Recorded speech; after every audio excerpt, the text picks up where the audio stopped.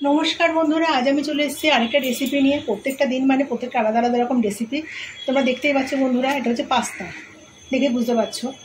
আজকে আমি একেবারে ঘরোয়াভাবে পাস্তা বানাবো। তো পাস্তা বানানোর জন্য আগে আমি জল বসিয়ে দিয়েছি।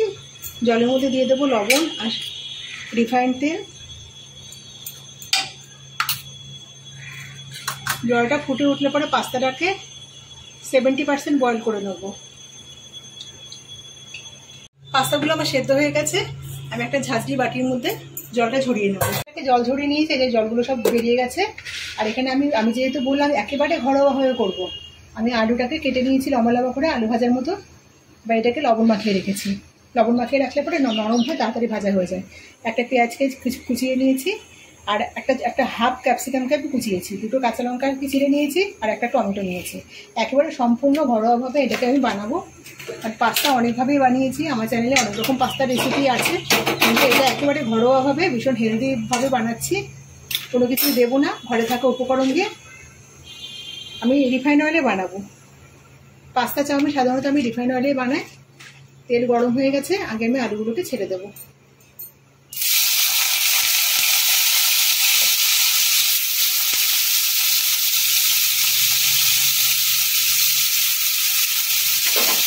আলুগুলো কিন্তু লবণ মাখানো আছে, তাই তাড়াতাড়ি কিন্তু সেদ্ধ হয়ে যাবে।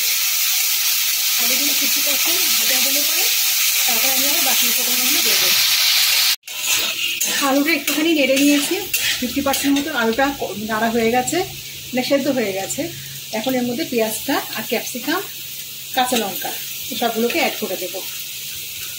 তো আমি লবণ দিয়েছি, তাই আমি এখানে অল্প একটুখানি লবণ দেবো। আর আলু থেকে যাতে জল বেরিয়ে যাচ্ছে, এবার এগুলোকে একটুখানি একটু হালকা ভেজে নেবো। ক্যাপসিকামটা দিয়ে একটুখানি নাড়াচাড়া দিয়ে করে নিয়েছি। এবার টমেটোটার মধ্যে দিয়ে দেবেন। টমেটোটা যতক্ষণ না নরম হয়ে যাবে ততক্ষণ কিন্তু আমি এটাকে নাড়তে থাকবো।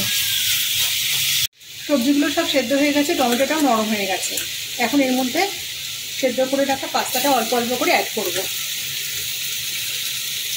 অল্প করে দেবো, আর অল্প করে একটু করে লবণ ছড়িয়ে দেবো। একদম অল্প করে লবণ ছড়াবো। বন্ধুরা এইভাবে একবার বানিয়ে দেখো। কোনো সসের ব্যবহার না, কোনো কিছু না, কোনো মশলার ব্যবহার না, কোনো কিছু ব্যবহার আমি কিছু করলাম না। আলু, পেঁয়াজ, টমেটো, কাঁচা লঙ্কা সবার বাড়িতে সবসময় থাকে। ক্যাপসিকামটা দিলেও হবে, না দিলেও হবে। বাচ্চাদের বায়না মেটানো বলো, পেট ভরা খাবার বলো, সবই বাচ্চা থেকে বড় সবারই কিন্তু খুবই হেলদি খাবার পাস্তা, সবাই জানো। বাচ্চাদের মনও ভরবে, পেটও ভরবে, বাচ্চা থেকে বড় সবারই। একেবারে ঘরোয়া উপকরণ দিয়ে।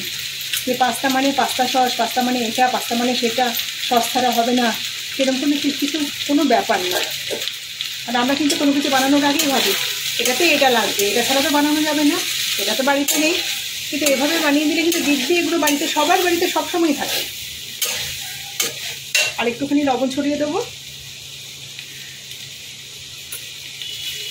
ভালো করে নেড়ে চেড়ে নেবো। মিনিটখানেক সময় ধরে আমি একটুখানি ভালো করে নেড়ে চেড়ে নেবো। আঁচটাকে আমি মিডিয়ামে রেখেছি, নাহলে কিন্তু তলা থেকে আটকে যাবে। যেহেতু আমি তেলে কিন্তু খুব বেশি ব্যবহার করিনি। আমি খুব বেশি রান্নাতে তেল দিই না, তোমরা সবাই জানো। আমার কিন্তু অলমোস্ট এটা হয়ে গেছে। একটু নেড়ে চেড়ে নিলে কিন্তু আমার হয়ে যাচ্ছে। পাস্তা আমার রেডি। বন্ধুরা রেসিপিটা কেমন লাগলো অবশ্যই কমেন্টে জানিও। রেসিপিটা ভালো লেগে থাকলে একটা লাইক দিও।